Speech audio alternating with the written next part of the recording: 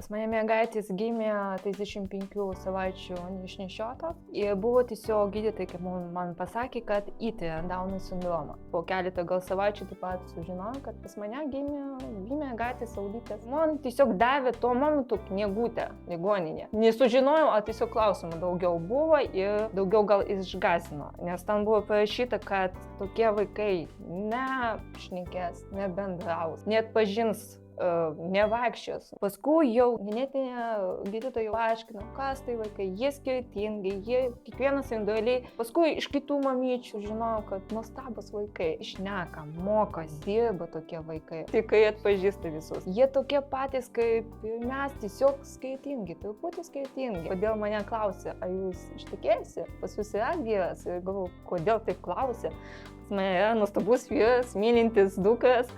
Nes dauguma tiesiog neištvė.